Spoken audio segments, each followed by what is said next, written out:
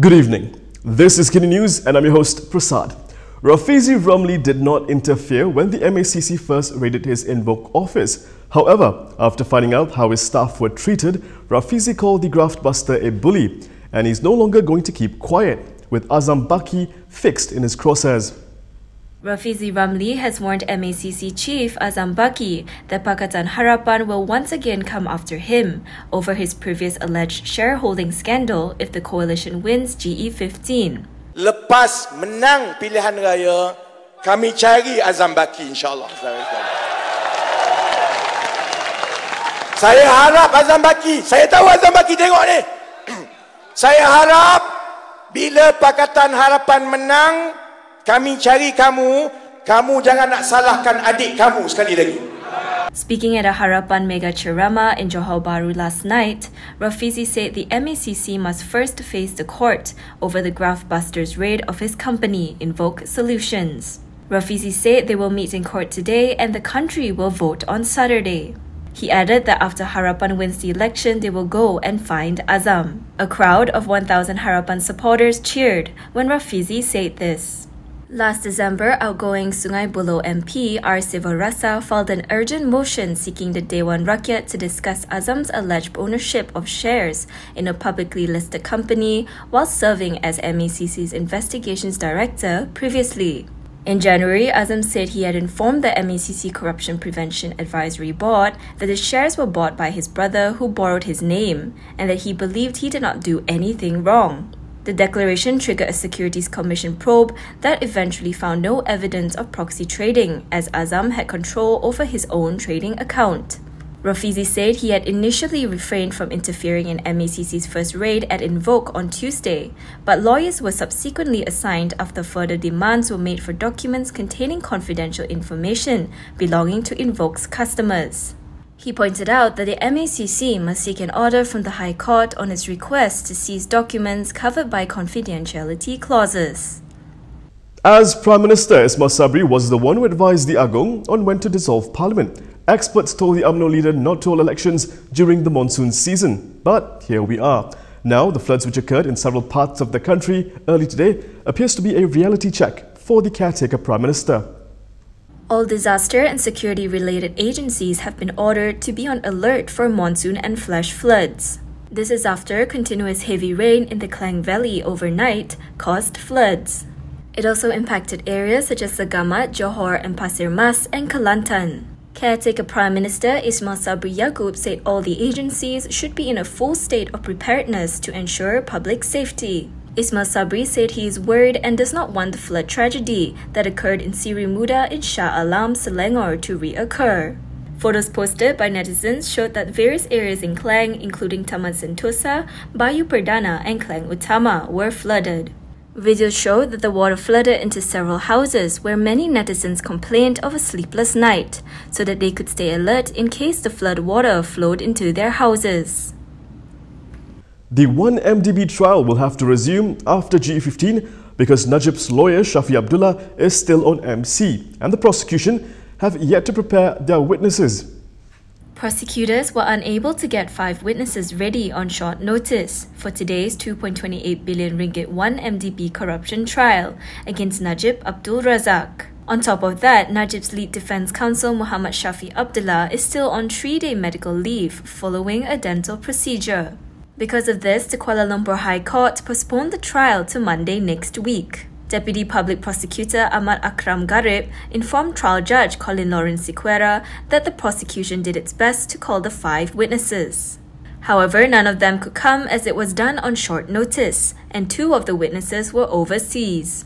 The prosecutors, however, added that the 43rd prosecution witness, the Edge Managing Director Tong Kui Ong, is available to be cross-examined by the defense team. At this juncture, Najib's co-counsel Rahmat Haslan informed that it would be not possible as Shafi is still on medical leave today.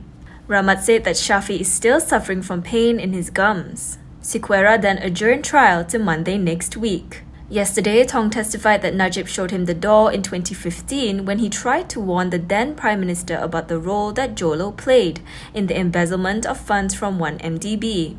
Najib is on trial over 4 counts of abuse of power and 21 counts of money laundering, involving 2.28 billion ringgit from OneMDB. If you like what we do and would like to support the channel, please click on the link in the description. This is how we make sure we remain independent and keep those in power accountable to you, the voters. Now to our next story, Anwar Ibrahim has a message for the people of Gombak. Anwar Ibrahim has urged voters in Gombak to teach their incumbent MP Asmin Ali a lesson for betraying the mandate of voters. At a mega ceramah attended by more than 5,000 people in Gombak yesterday, Anwar said he wanted to see Asmin suffer a disastrous defeat in the November 19th general election. Anwar then linked Asmin to the tale of Sigi Tol, a treacherous individual in 16th century Malacca who left Malacca vulnerable to the invading Portuguese. This led to the collapse of the Malacca Sultanate. Asmin has been Gombak MP for the 3 terms, which he won under the PKR ticket. This time, he is contesting as a Perikatan Nasional candidate. In 2020, Asmin and 9 other PKR MPs left the party to force the collapse of the Harapan administration. Most of the defectors joined Bersatu, which formed a new government. A study has found Abdullahi to be quite the troublemaker in this election's campaign period. Abdullahi has been identified as one of the key amplifiers of inflammatory language during the GE15 campaign. This is according to the preliminary findings of a social media monitoring initiative led by the Centre for Independent Journalism. The past president was described as amplifying divisive, racist, intolerant, and hate-based narratives. CIJ also identified Sikh Pas Youth Chief Shahiful Nasir, singer Jamal Abdullah, and actor Zul Hazaini as creating fear-triggering Muslim voters. CIJ added that Hadi and Pas have also resorted to red tagging in recent weeks, with the continued accusation of DAP being communist. Pakatan Harapan Sengar Korming was also accused of making inflammatory remarks. CIJ notes that while not at the same level of intensity, Harapan has also played the race card. The project is supported by the University of Nottingham Malaysia, University Science Malaysia, and University Malaysia Sabah. The caretaker government has denied Rafizis' claim that it approved a multi-million ringgit project after Parliament was dissolved. The 285 million ringgit reservoir sewerage upgrade project in South Klang was not approved after Parliament was dissolved on October 10th. The denial came from the Environment and Water Ministry. Rafizi Ramli yesterday produced a letter dated October 27th, which purportedly detailed the Finance Ministry's approval of the project for direct negotiations with a company.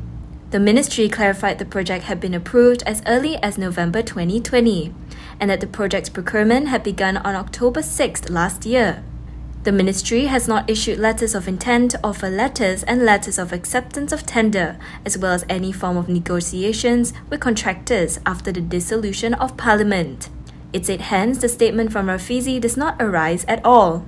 The ministry reiterated that the claims of the project being approved after the dissolution of Parliament had no basis and that relevant authorities should investigate the matter. Previously, there was a Treasury circular on October 18th stating the caretaker government must avoid entering into contractual commitments that would have financial implications for the next government. Outgoing Finance Minister Tunku Zafrul Abdul Aziz responded to Rafizi's allegations yesterday, saying the October 27th letter was not an agreement to award a contract to a company. Instead, it was a letter to approve negotiations involving the Environment and Water Ministry. The GE15 campaign is making candidates do things we usually won't see them do, like dance on stage, and in Khairi's case, dance on stage with the group Lock Up.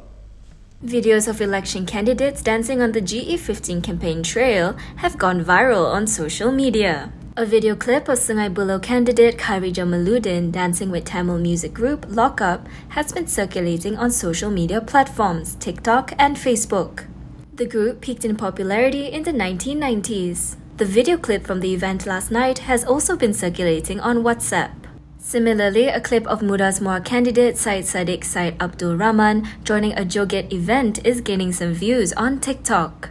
But the clip of Syed Saddiq, who appeared out of step, is unable to gain as much attention. And that is all from me today. For more stories, you can go to KiniTV.com. You can also follow us on Instagram, Twitter, YouTube and Facebook for the latest news updates. If you'd like to support independent media, do consider subscribing to MalaysiaKini.com. I'm Prasad. Thank you for watching.